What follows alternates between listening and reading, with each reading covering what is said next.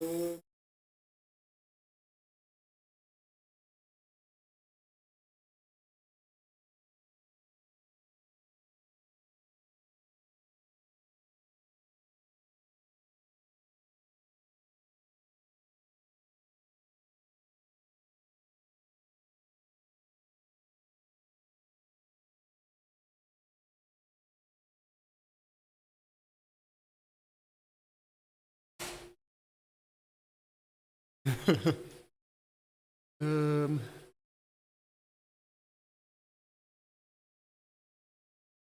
muziek opzetten.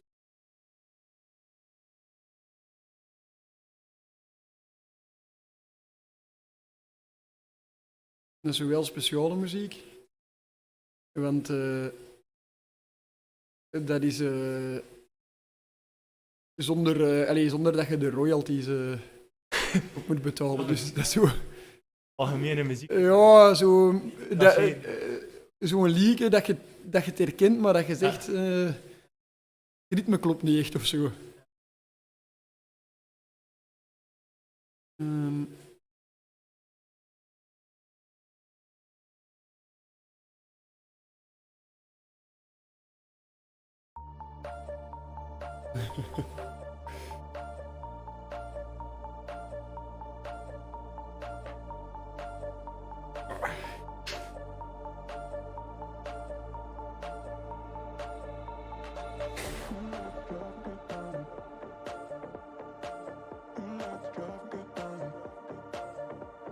Ja.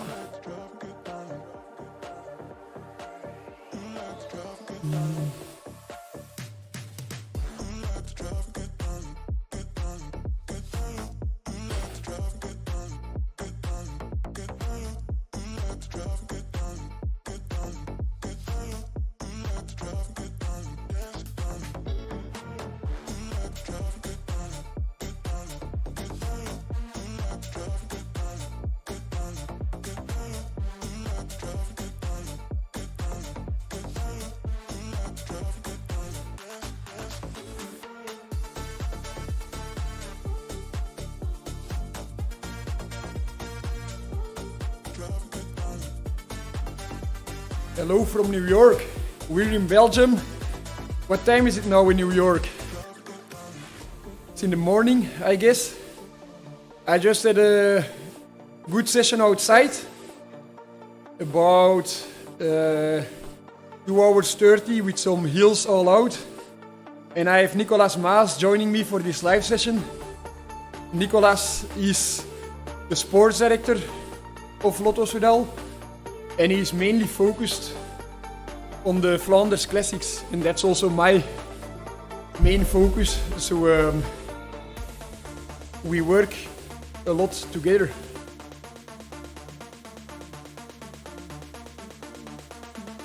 Jonas, update on your ass blister? Yeah. I remember from the last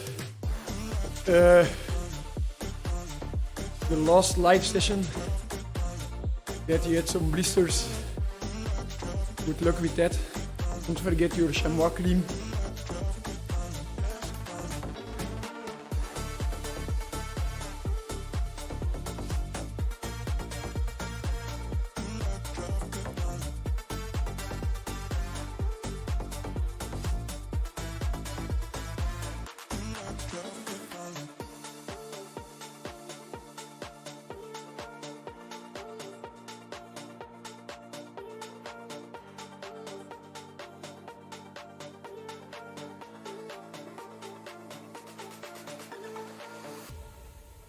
How many people joined the ride? Do you know, Niko?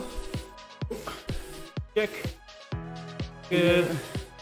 27 inscriptions.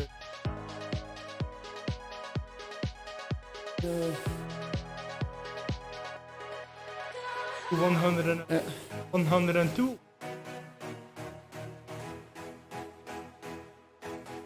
We have 280 people that should attend the ride.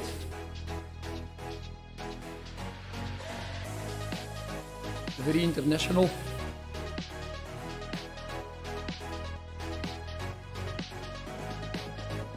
Not yet. Already starting to speak. Gonna use You can put on the fan. gonna use the high-tech shelter here.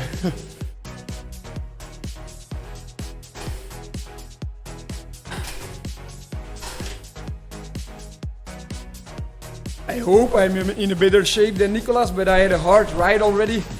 Actually, I had 3 hard days. Yesterday, a long ride with Arnaud Delis. So maybe at this current moment, Nikolas Maes is in a better shape than I am. What do you think, Nikolas? I strongly doubt it, Victor. Occasionally, I still go out on the bike. Let's say 2 hours, 3 hours at maximum, and mainly on the mountain bike, to be honest, and I really like it, but the condition is nowhere anymore where it should be to compete on a pro level. And how do you stay lean? I like to run a lot, like sessions of 40 minutes. I try to do not more, because they told me you're gonna get injured if you go over the 40 minutes with the muscle mass I have. Try to avoid it, and it works well, to be honest. I do it, let's say, already for 1 year now, and it works. Conditionally, I feel well, I build something, and I don't get injured. So that's the main thing for me. And out on the bike, it's like in the mountain bike, I really like it. A little bit on technique, I enjoy this. But on the normal bike, doesn't happen much. Yeah, I can tell because your bike is still very clean. So not been out too often in this weather. The only thing maybe I still have ambition for is beach races. I think once I get more time, more trained, I'm gonna aim back on beach races, but not talking about this year. At least 1 more year it's gonna take, and even then, I'm gonna see. Keep it in the mind. I think beach racing looks like a lot of fun to me, but in my opinion, for a cyclist at this moment of the year, it's not what you should do in terms of perfect training. I think it's better to train more polarized, but it looks like a lot of fun, and also for a rider like me, it's mountain biking, but I don't think it's very technical. It depends. I think training-wise, I don't wanna interfere with the current trainers on what's good and what's not. But in general, for the technique, plowing through the sand, not easy. And of course, depends a lot on the course. You have like some easy courses that really like back and through on the sand. That's nothing to do with technique, but you also have more difficult ones. And technical wise, maybe it's better to do some cyclocross. Yeah, I think cyclocross is very is a better training, but it's harder to find something of an entry level. Yeah. I think beach racing is more easy for the pro cyclist to compete and also be there for somewhat of a result. True. I think you have to interfere with the current pros, not even talking about the Van Aert or Van der Poel mixing in, but I think it's hard to compete there. You really feel the difference in level, and if you see once the normal road pros they interfere in the beach race, immediately they play for the win. And that shows that technique takes less part in those kind of competitions than in a normal cyclocross. Florian is doing a cyclocross race now on Saturday or so. Sunday. I think on Sunday. Yeah. He asked me to do the recon of Nieuwsblad on Saturday. We have 7 seconds to the start. Let's make sure. Gonna speed up. Gonna be honest, Victor, I'm already suffering a little bit. It's a way of riding on the rollers, on Zwift. In the end of my career, I used to do it a lot. I really liked it. The intensity is great. Also the community feeling you have. You're alone on your ceiling or in the basement. Don't feel alone. You see now we're with over 100 people, 237 at this point, which is an amazing system, Zwift, to work out in a natural way. Doesn't feel like training or anything. I also like when I have to do hard workouts, I always want to have sparring partners. And on Zwift you have plenty, very high level. Sometimes I think they should become road racers or they should calibrate their device. But it makes it very hard to try and kick everybody's ass. So that's very cool. And also like this, you can reach a lot of people and give them the opportunity to ride with us. I think it's a great way to get involved with the cycling community. You work out, that's also a social thing, and I really like it.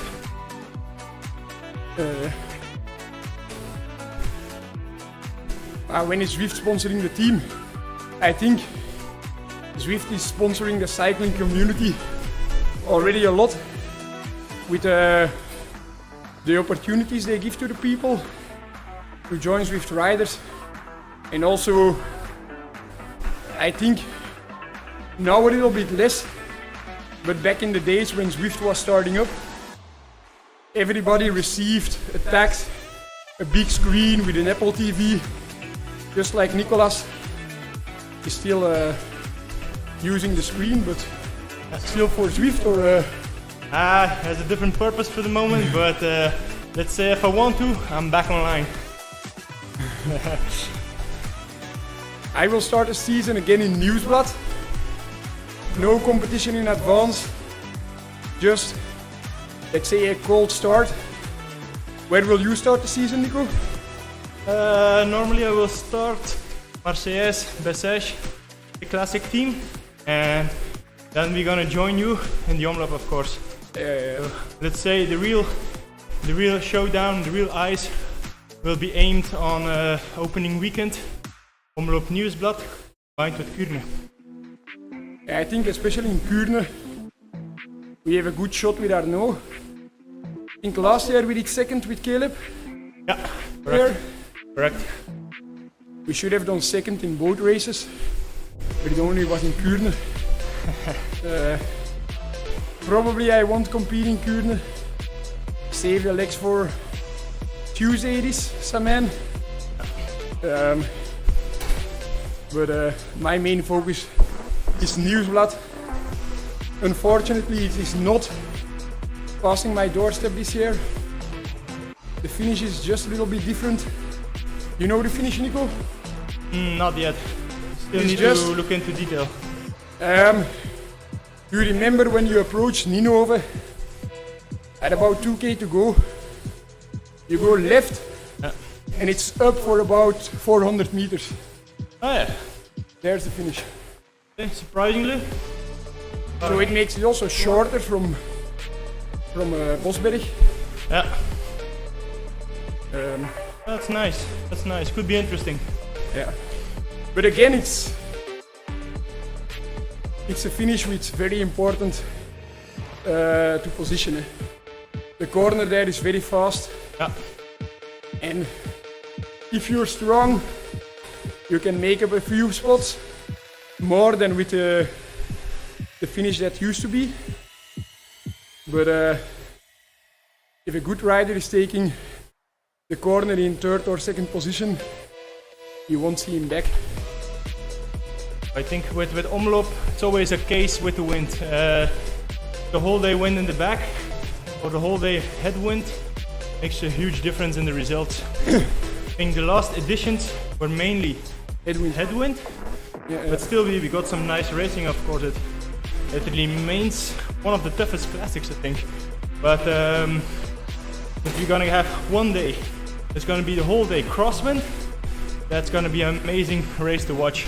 I think there's gonna be a lot on the bordure, even before the muur. Will be very decisive, Berendries, and it's always a nice race, open for hard racing. And as long as you can spare yourself for the full final, you're always in for a big result. Yeah, but let's make what you say about crosswinds. This can make the race very exciting, but it's always strange. You know, I almost live on the parcours where I live. I can go anywhere, to the start, to the finish, to the hilly zone in 15 minutes bike riding from my house. But if I'm doing the recon, always you think about the race. At this point I want to be at this position, I want to save myself. But the crosswinds, like in 2020, can decide the whole race. Totally different. A race can be decided after 100k, like it was in 2020. Yeah. It's a bit strange for me preparing for a race. This makes it a bit scary because you want to have the result. For me in omloop, and normally, like we did last year, you from the car, you calm me down just to save all the physical and mental energy for this one moment.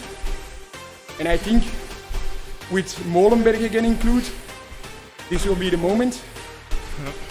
But if we have already 10 riders that got away in an echelon with 3 minutes of advance, on Molenberg maybe you can go for your 12th place. Yeah. Of course, Victor, correct me if I'm wrong, but the course changed in that matter in 2020. We had a small detour around, let's say, Wortegem. That's something they cut off now, so it would make a difference, but still, it's a race you always have to be attentive. I want to say the detour, actually before we passed in Gavere. Yeah. Yeah, true. Doing the recon now, they even made it more easy. But still opportunities for echelons. Very terrible. But no more than Ast, no more Wanegem Leden. Very, like when there's no wind. I would say it's very suitable for me because the final will be very compact. I think Omloop, they have the name of being a predictable race. It's always very, very nervous. It's the first race, the real race of the season. First one in Belgium. You can put your clock on. Everyone is going to be so nervous and they make mistakes. Mistakes in not eating well enough, sitting in the back on the wrong moments. Like you say, being too much in the front. Also very exhausting. And in the end, there's no textbook how to do these races.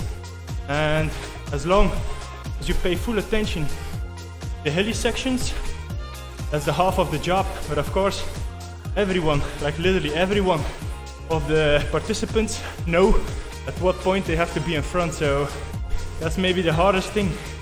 All these Flemish races, you can have the legs. If you don't have the mindset to turn in front at these hills, never gonna make it in the full final. Yeah, I think that's also what makes those races so nice. If you pass Mont Ventoux, the best riders will be there in front. If you do Omloop and Wout van Aert and Van der Poel are caught up by a crash, maybe they won't even be there in the final, which makes it very unpredictable. And I think that's the success of these races. Also a bit the success of cycling. You compare it to a marathon.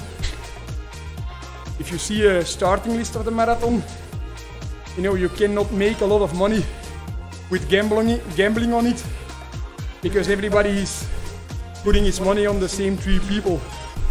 In cycling, you know, we know I will win Nieuwsblad, but people don't know that. So if they put money on me, they can make a lot of money with that. That's different than a lot of other sports. And that's also, I think, why football is so popular. Because the Beerschot can win against the Buffaloes. You know, no one will know who will win. course, like, let's say, with the easiness, like cycling is invented in Flanders. The parcours are really meant to see some heroic actions.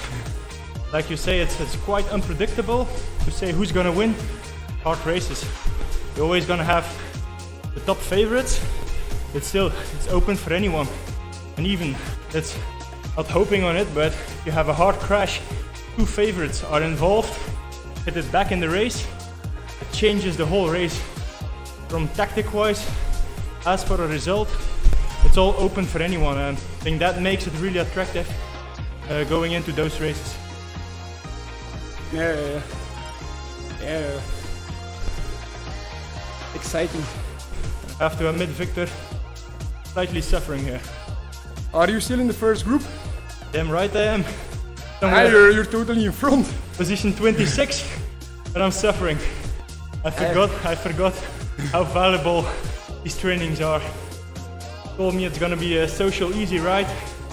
I can tell you, with a heart rate of 150, I'm suffering. My heart rate is also close to 140.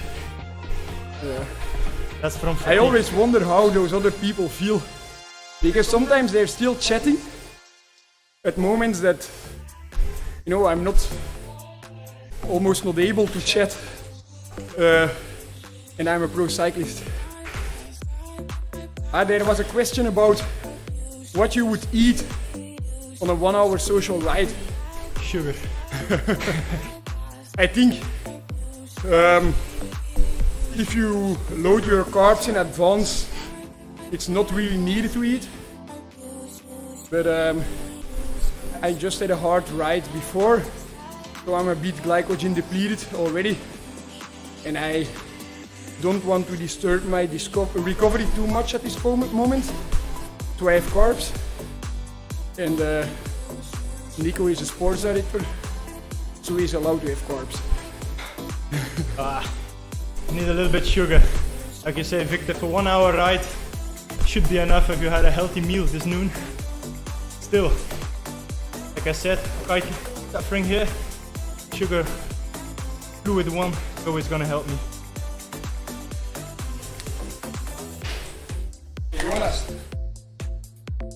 If you have to push more than 300 watts, or your weight is set wrong, or you should maybe do something about your weight, because I think, okay, it's not super easy, but we average not so much more than 200, and Niko is 50. You know, he has some weight in the scale, I think. What's your weight? Let's say it's 81, 82. Maybe your weight at Zwift is still set at your last Zwift ride as a professional rider. I'm gonna check this out. You have to go to menu and then left top under your name. 77. It's well enough. I have an average of 260 watts. So Jonas is gonna weigh over the 95, that's sure. Okay, yeah. 96 indeed. It's also, in cycling, you don't have to be really tall to be good. In a lot of sports, I've been involved in a lot of sports, and not really a lot, but at a high level swimming, high level triathlon, and now somewhat of a high level cycling. In swimming and triathlon, everybody's tall. Being tall is a big advantage. In cycling, it is an advantage for the lead out that your sprinter is better covered behind you. It is an advantage for Paris-Roubaix, where it's just raw power. But I'm also somewhat light, so I don't have to push too many watts uphill. So you have more variety in build of riders. If you could build the perfect shape for a cyclist, Victor, how tall he would be and how much he would weigh. Assume he's gonna have a fat percentage of 6%. then I don't know for what reason but I would be tempted to make him a bit taller than I am. Maybe because people complain if they have to sit behind me, that they think I'm too small, I take too little wind. Also, I struggle with normal commercial crank lengths. The shorter you are, the more your hip closes, those things. But I would be a lot lighter than I am. If I think 175 with about 62 kilograms. But then you have less of the beach body. Yeah, you can indeed say rider of 177, tall, lean one, can climb, quite muscles, the accelerations, combined with some red ones, take a long climb. And, but I think anybody that would have the choice, that has been a professional cyclist before, wants to be a top level climber. Then it's easy to get results. Once it's uphill, you will get in front, even if you're bad at positioning. And sprinting is also, you want to be fast, but it's more of a gamble game and a risky business. Yeah. And maybe we can say climbers are the best paid riders in the peloton. Fuck, cool what? For sure. They're on top. And if you give them some technique, some force advantage, then indeed you're gonna see them in the Flemish Classics also, which is also like Kojaka, you want to say? Yeah, which is also happening at this time. In the last 2-3 years, more and more non-Flemish riders are getting in the mix, and they compete well. So it's exciting with the riders we have now. I would mainly say Kojaka and Van der Poel. Those guys can do anything, and they want to do anything. They make cycling so, so spectacular at this moment. They don't want to wait too long. They just want to have fun, and they put the hammer down whenever they want. For less bigger heroes, I would say in our team, we don't have the guys like that. It's very unpredictable. And when those guys go and you're not in the front, you have to just pray for it to come back together, or just focus on another day. If I compare it to like 10-15 years ago, the way of the classics were competed changed completely. When I was a young guy, the rider could always say, this climb, it's gonna happen. This climb, you're gonna have to get over it. Once you get over at this climb, you're gonna make it to the finish. Now, no certainties anymore. Yeah. Like you say, I think the best example was 2021 Kuurne, that Van der Poel goes all in on Canarieberg. Indeed. I think until then, everybody was sure the road is blocked and nothing will happen. But again, that makes racing exciting, but sometimes it can be frustrating because it's less predictable. You can be in a good shape, but if you want to save power and suddenly they hit it full, more difficult. Like you say, those guys have like 6 bullets. Every human being only has 3 or 2. So you're gonna have to really gamble and guess when it's going to happen. Although I have to say, this year, Dwars door Vlaanderen, I know the team of Van der Poel, they open up way too early. Maybe not the best decision, they make it a super hard race.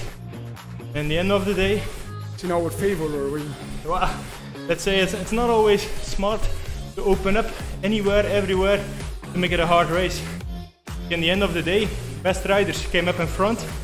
You took an advantage of not participating in that move from the first row on, but still, there are some certainties. It's not gonna happen on every road, everywhere. The parcours must be in favor. Let's say, what is in favor of hard racing? Narrow roads. You can find a lot in the Flemish roads, but not everywhere. Not every place is a good place. But still, at that moment when they speed it up, if you're stopping for a pee, the race can be over. Every one piece of the bike, Victor. You know this. You shouldn't stop anymore.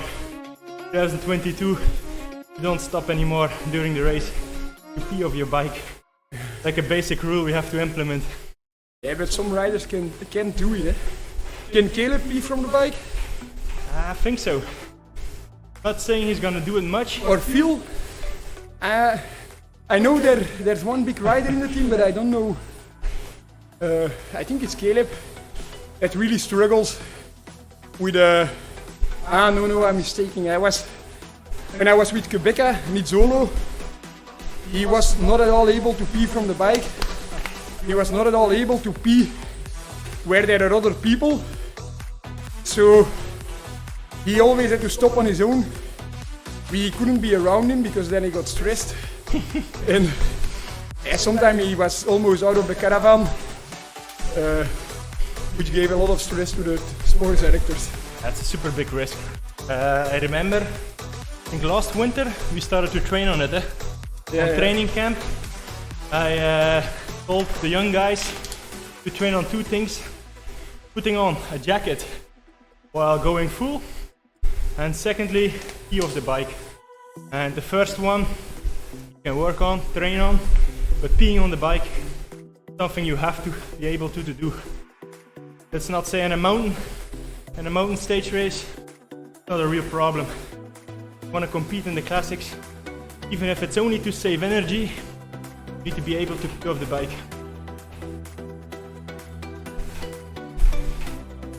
Yeah, I always try to practice on it. But do it somewhere where it's okay to do it.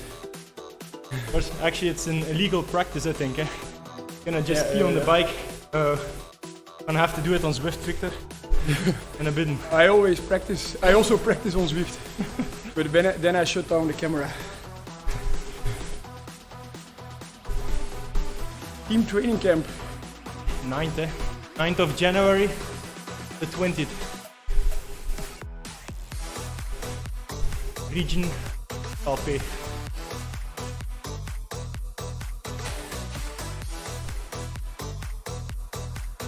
I think at this moment, only Ineos is still going to Mallorca. Eh?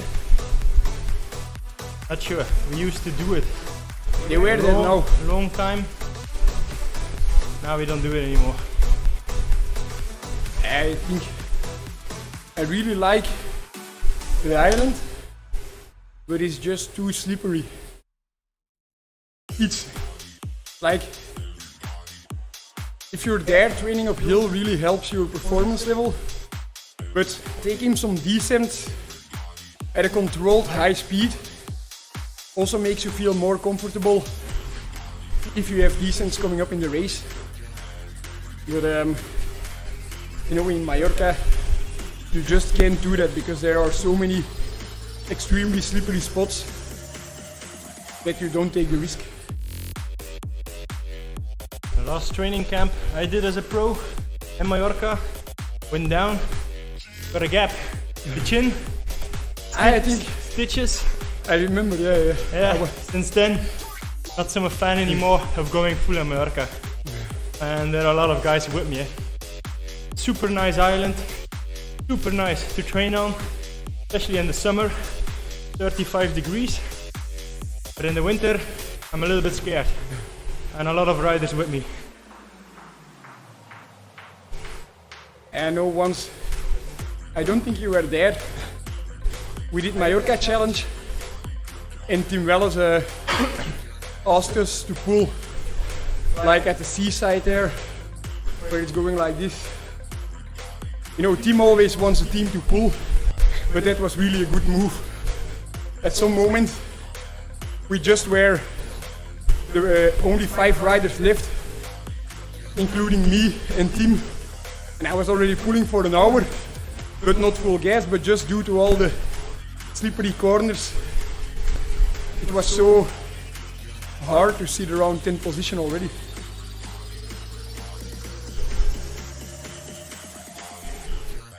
What about the Giro? I think it's a major advantage that we can skip a Grand Tour, because in the end of the season,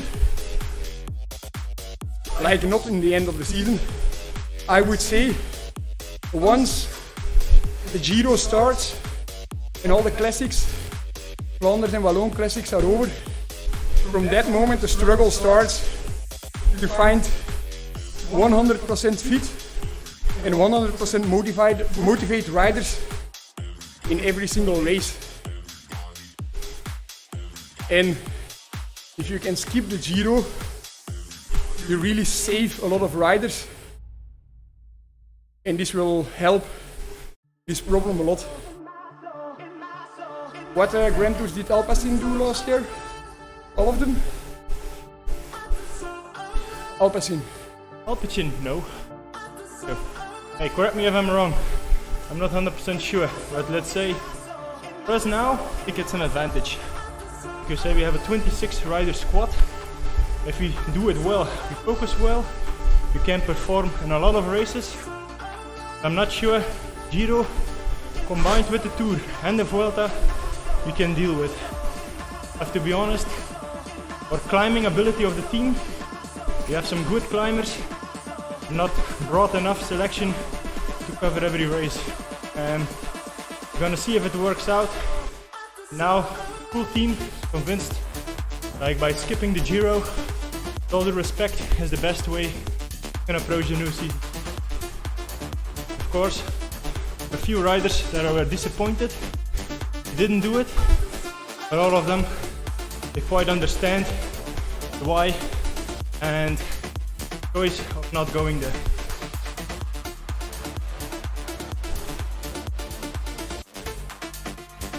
Yeah, I think the position we are in now is the best position that you can be in. The only problem is every year you have to fight for this position. And when you're World Tour, you're safe for 3 years. But when everything goes well, we easily stay 3 years in this position. So that's making the future look very bright. Like you say, Victor, all the World Tour teams are on ease for 3 years. Then the end of the 3 years, they also get the sum of the 3 years.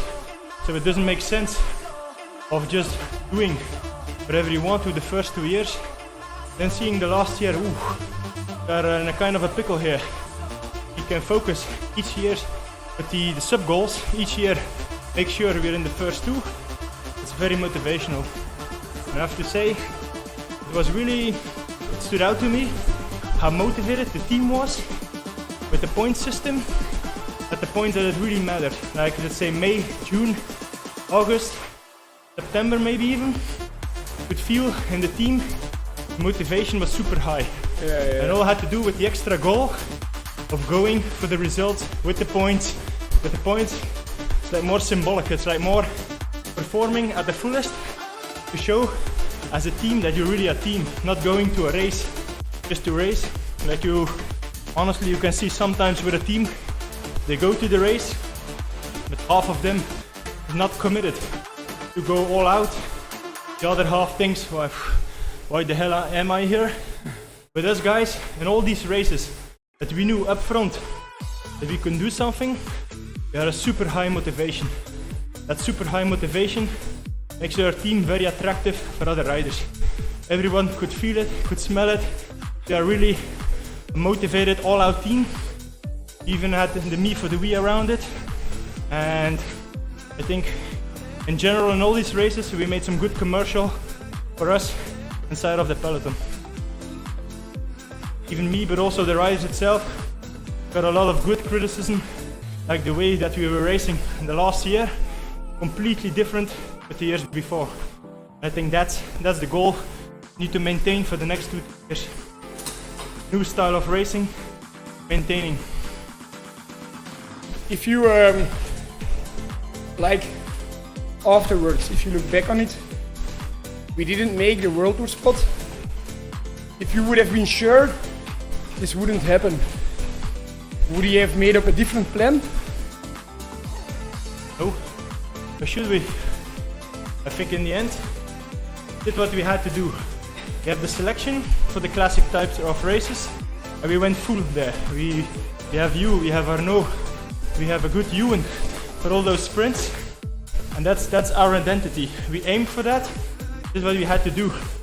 If we could choose already season 2022, skip some races, that would have made it easier for us. The riders that mattered would have been more fresh for the end of the year. I think now we lacked the freshness in the end of the season, but changing something, no. Never fully raced for the points. We raced to win, and we won a lot, performed a lot. It can always be better. Let's not mistake this. I'm not saying that we were the best team of the season, sure not. But in the races that we had the team for, that we wanted to perform, we did perform. So in that matter, would not change anything on 2022.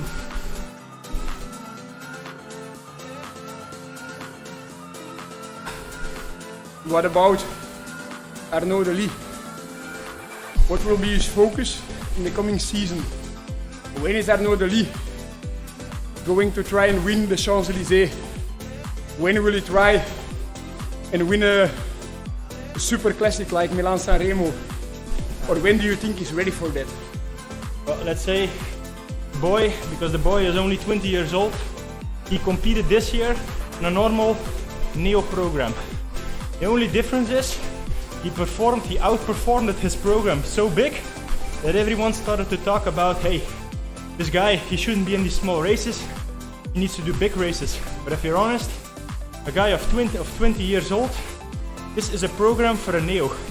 In the end of the year, we already had some bad luck, some downs, like some crashes, didn't work out 100%, but even still in his first year. For the next season, we're gonna mix it up a little bit more with bigger races. Paris-Nice is one goal, Milan-San Remo is another one. Do we expect him to win there? For sure not. But it's just the next process in his development. And if he can combine the small races, because he needs the small races. Just to be clear, the biggest thing with Arnaud is he was a winner with the U23 and he completely walked in as a winner with the pros. That's a big advantage. He has the feeling of competing for the win. That's what a lot of riders, they're just losing during the season. They go to a big race, another big race, another big race, and they lose the ability to win those races. With Arnaud, if you can mix the small ones for next year, combined with a few big ones, we expect them to grow on the same process, the same speed as he did this year. And of course, there's no guarantee. You can never predict how good he's gonna be, but still, if we keep on following the same path, he's gonna grow. We hope he's gonna increase his level. Why not get him in the final in Milan-San Remo? He believes in it, he believes it. So it's gonna be a very curious race to watch what he can get. And what about Caleb versus Arnaud in Milan-San Remo? They are compatible. If, and I say if, we get in a luxury position, like that they get both over and gonna sprint for the victory, that's a dream. Let's keep this as the most optimal situation. Not even discussing who's gonna go for who. Yeah, for sure I did San Remo one time, and just to make it over the Poggio is extremely hard. But what if you make it over with two, let's say, favorites of the race? Then you know especially I think as a sports director, when you don't finish this off, you will get a lot of criticism by, let's say, Bram van de Capelle. Or if you're searching for a stick, you're always gonna find a stick. But let's make it clear. Caleb, 2 second places. In San Remo, he has an advantage. He knows the parcours by heart. You still have to do the recons with Arnaud around February. So yeah. just saying, if they get in the same situation, you're gonna make a quick decision.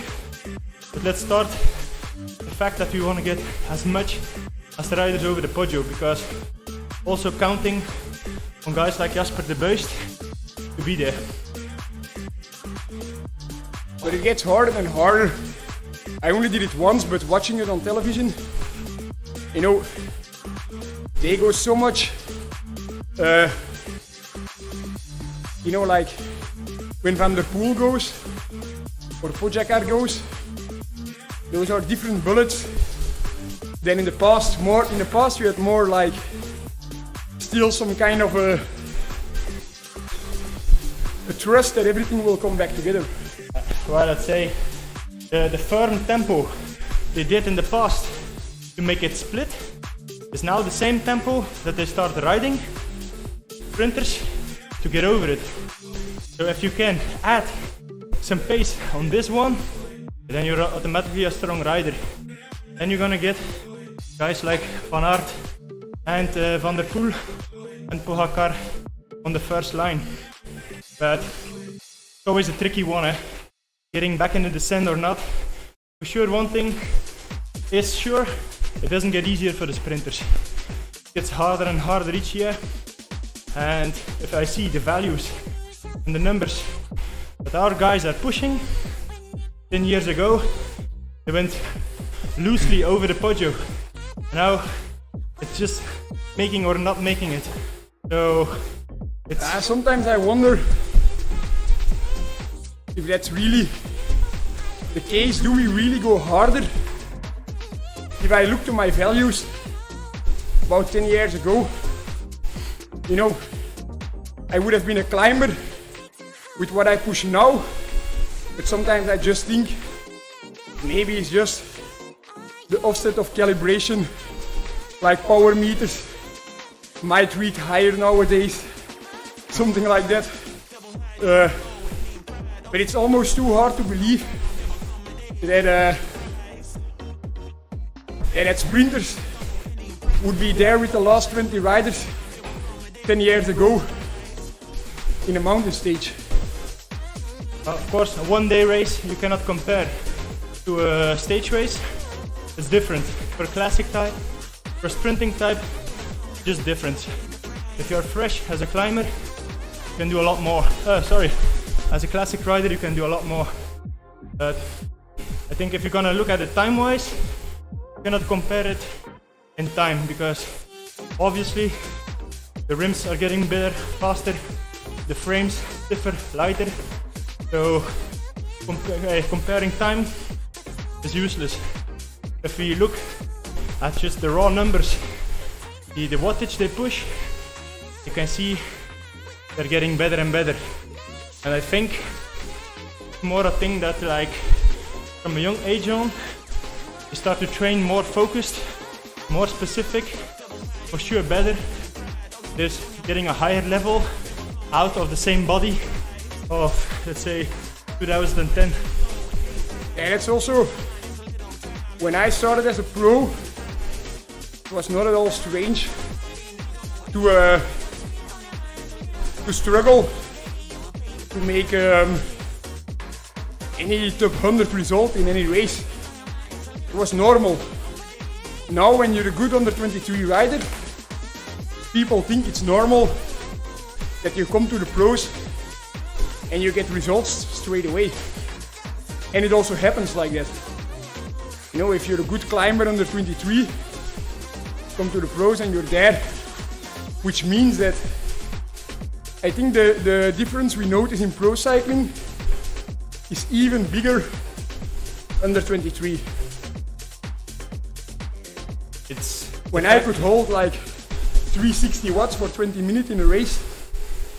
There were not too many riders left. I think now also with under 23 you're dropped. It's a fact also, Victor, we as a team start to look at riders.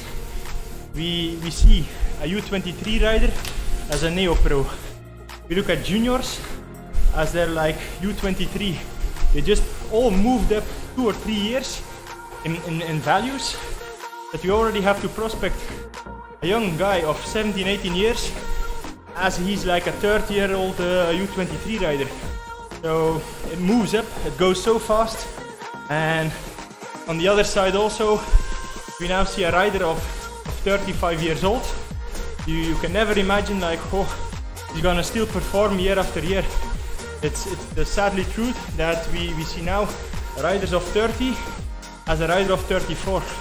And it's a fact, it's a thing, a string that goes through the whole peloton. They all aim for younger.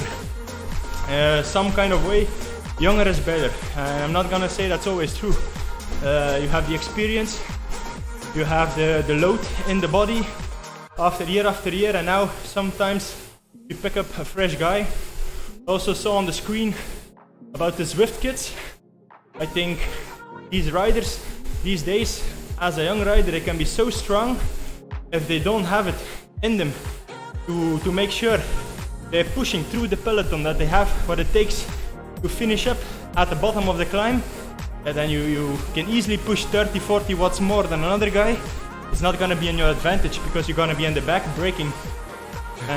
Thing is, you can never, there's no test, there's no file, there's nothing that you can say, this young rider, he has it in him, he can move through a peloton, he can squeeze himself in the front. The only thing, the source you have, is talking to other riders, young riders, that with the guys in the peloton, then you can trust on them. Like, it's a very subjective way to scout, but if they can confirm that a guy can push the watts, he can also push himself to the front, then you have something in hand. Then you can have a young, viable rider. Yeah, but still I think more and more riders get scouted on their big numbers, that they may be pushed on training. And I don't know how they do it, but like Jay Vine, this guy, any team, I don't know what his contract is, but probably he signed way under what a 2-time stage winner of the Vuelta should have. But I think it's a risk, a big risk, to take somebody that's very strong on Zwift or in an indoor setup and just push numbers. When it turns out to be good, it can be extremely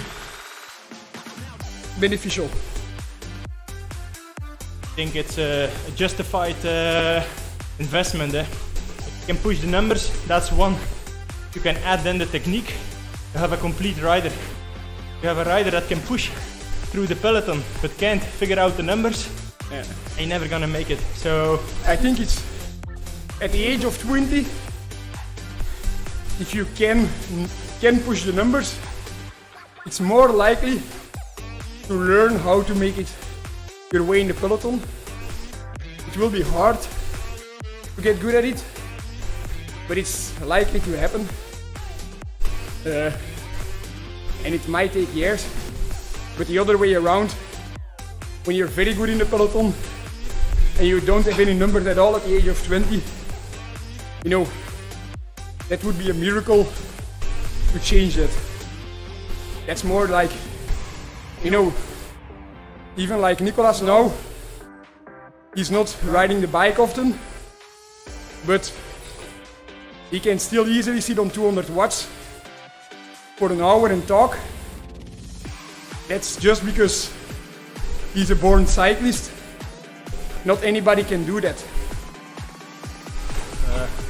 Just for information, Victor, I dropped 5 minutes ago, but I saw that. I also checked, I had 260 watts, so that's way above the 200 you promised me. But, yeah, but That's okay, it's a good training. It's about the Zwift skills. No, the ride is, it's harder than I expected. You know, it's only 40k. Normally the social rides are 100k. And the riders are a bit more scared of the distance. They're ramming up to it. No, but that's okay. I also see a question about Lennart van Eetveld.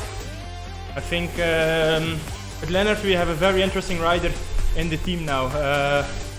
He's promising quite well. Let's say, as we just spoke before, the U23 races, they cannot compare it anymore to 2 years ago, like a small, huge race.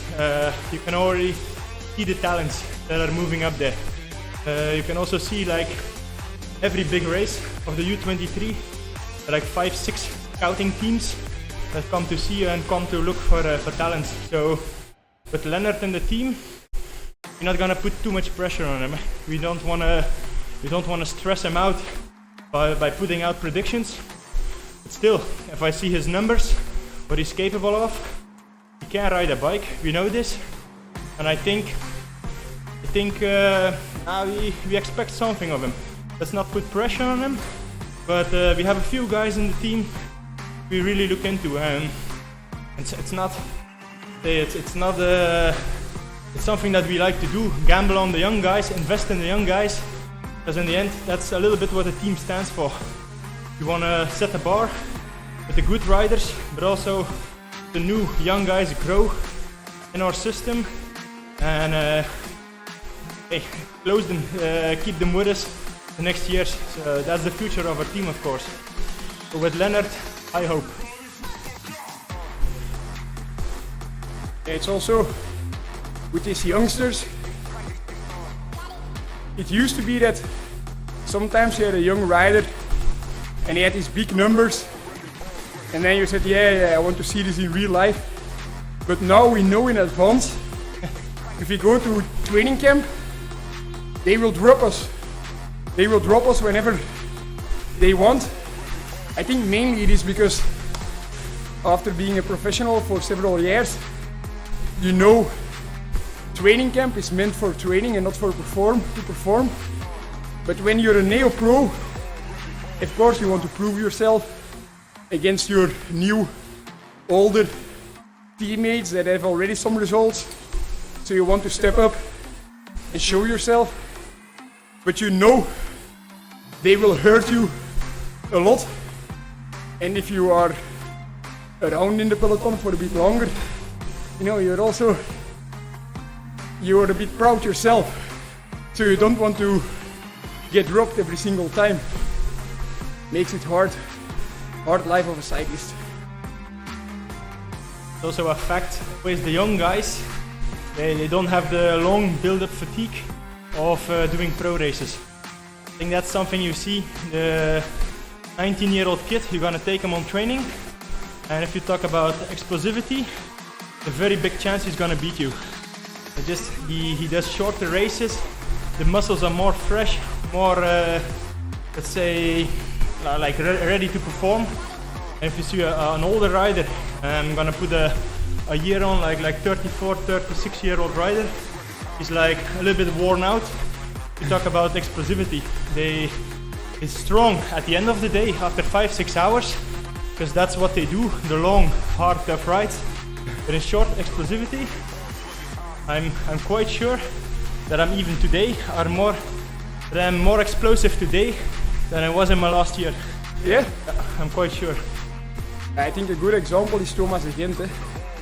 I think when we do a 30-second sprint with the whole team, after 20 minutes, he will be the last rider of the team.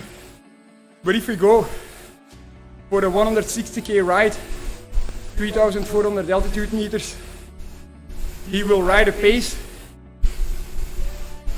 and still keep on talking and ride about everybody just off his wheel. His engine became extremely big, but the problem is with all those youngsters, you need to be able to go very high in revolutions to make the split. That's why Thomas is extremely good in breakaway stages, but most likely you won't see him perform in the Waalse when it's decided on a 3-minute muur van Hoei. What about exhaling muscles? Interesting question. I do a lot of breath training, and we have a partner of the team, Aerofit, which is very interesting. I used to work with power breath a lot, very good experiences. And then Aerofit comes with this device. I might say maybe the device itself is more focused on being easy to take with you, easy to use, easy to charge. It was more of a pain in the ass with the power breath, but they have this very nice application, Aerofit, which makes it such a big advantage over power breath and so motivating. And using Aerofit, they also advise you to train your exhaling muscles, which I never did with power breath. I believe when you inhale, you increase the pressure, barometric pressure in your chest, and when you just relax, anyways, you will breathe out in a second. So I think for sure inhaling muscles are more important, but it's all about the control. If you're able to sit on your threshold and still breathe more easily, long and deep breaths, your diaphragm will take less oxygen than if you're getting short, not so deep breaths.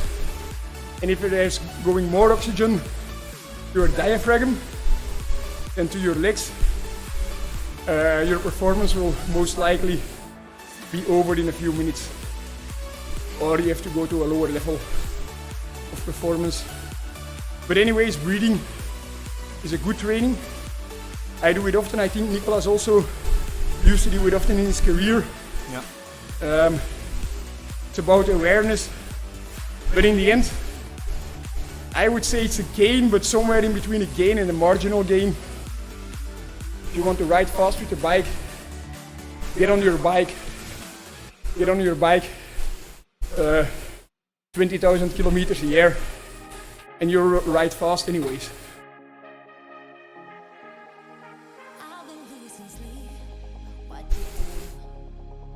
Hey Niko, are you riding Mallorca Challenge this year?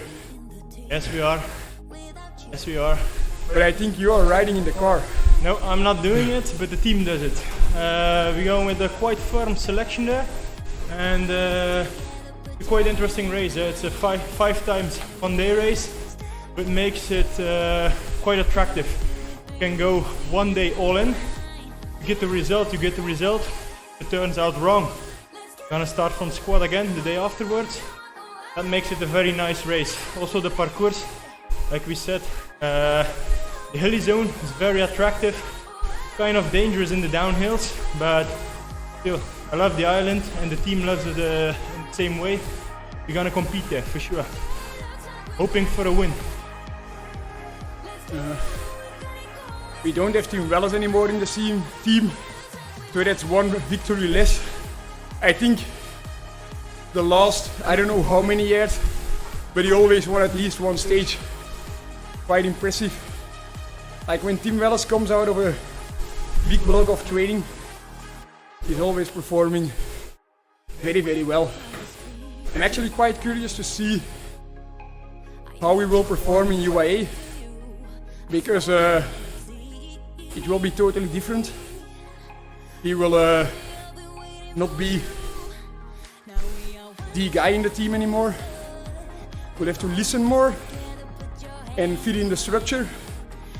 So it will be interesting to see, like most of the time you see, or it works very well, or it doesn't work. You rarely see riders changing the environment totally and sticking on the same level. Or it really works, or it doesn't work. Also quite curious what it's going to be with Tim. Like, he's a very talented rider, has a very high discipline for himself, and actually I'm looking forward to see what he can do, and it's going to be an interesting season for him as well. I think he was in need of a new fresh environment, and still gonna root for him, that's for sure.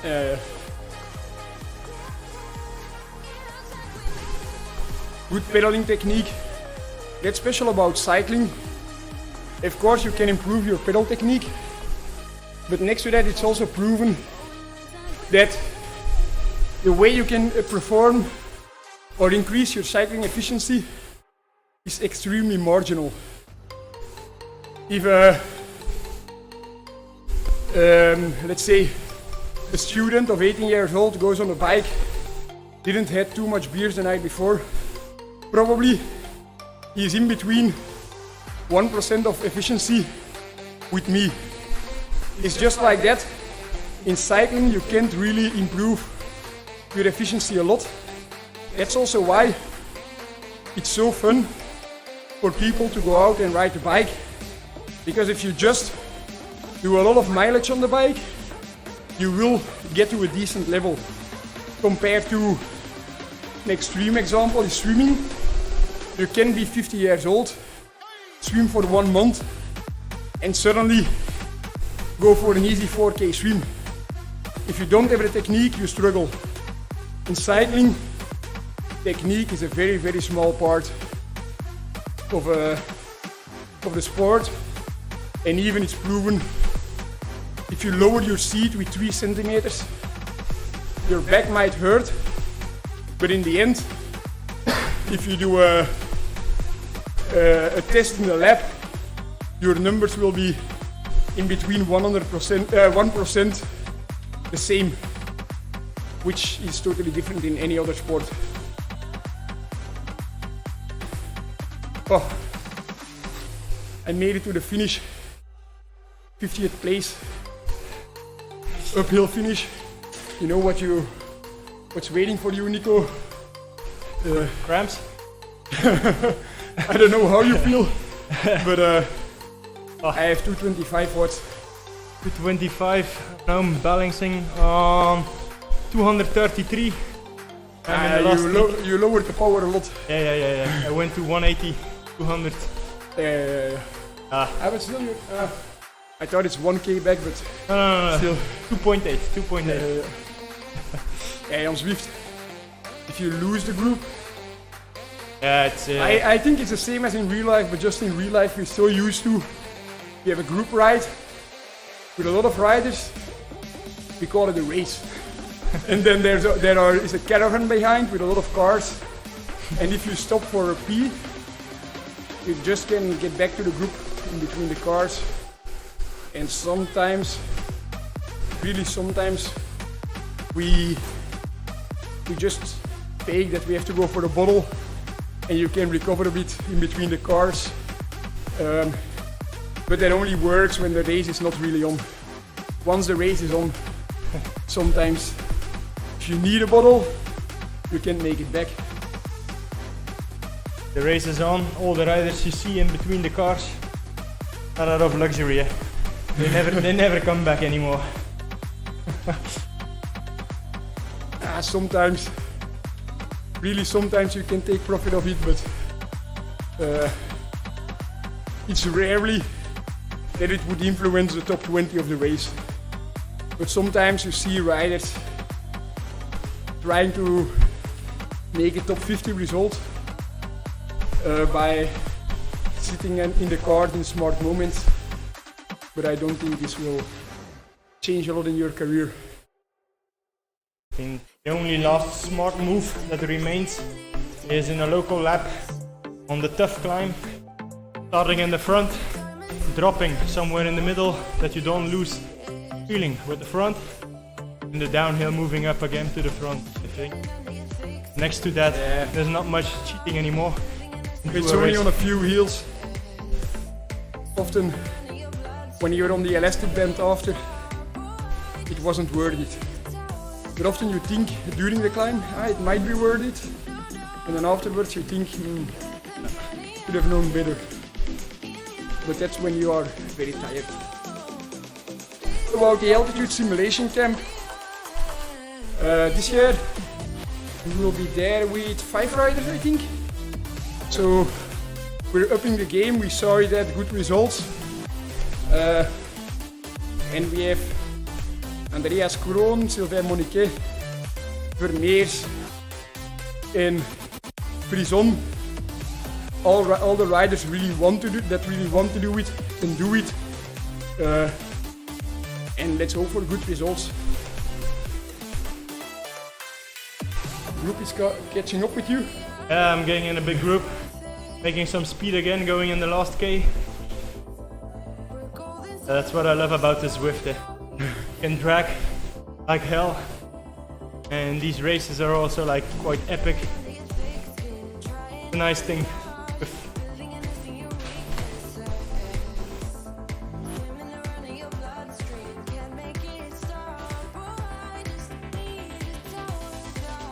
I just continue until Niko is done, and then I'm happy with my training day. It's only about 4 hours in total today, but it's about 14 hours in the past days with hard efforts included. So that's good for the time of the year. Tomorrow I have an easy day going to the physio, and then on Saturday there's a long social ride. We do the Fondo parcours of 2021, I think. And then I will continue until I have 5 hours. And Sunday, until we get to the new year, Sunday is my rest day.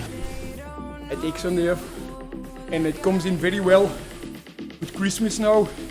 I don't have to change my schedule from the past weeks to this week. Very good. I lost some weight in the past weeks, so I can put on a kilogram again with a Christmas dinner.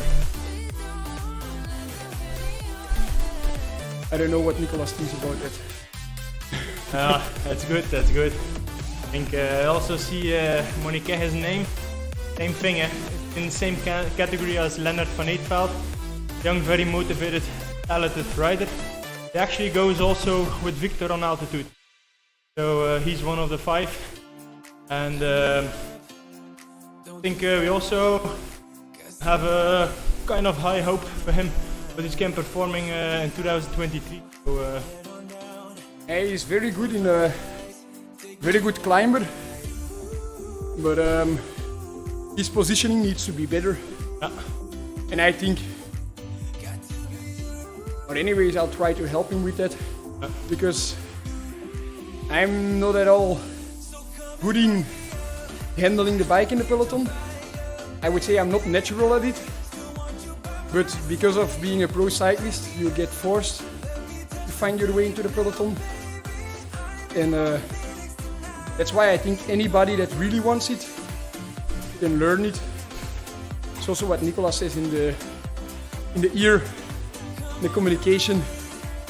Who wants it the most? If you want it the most to be the first in the corner, it's not about really taking risks, but you stand up for your pace and you show you want to be there. And like this, it's more easy to find your spot. Not too much out of the zone. One moment I got dropped a bit, had to speed up. So that was the social ride with Niko. I hope you enjoyed it. So keep rooting for the team.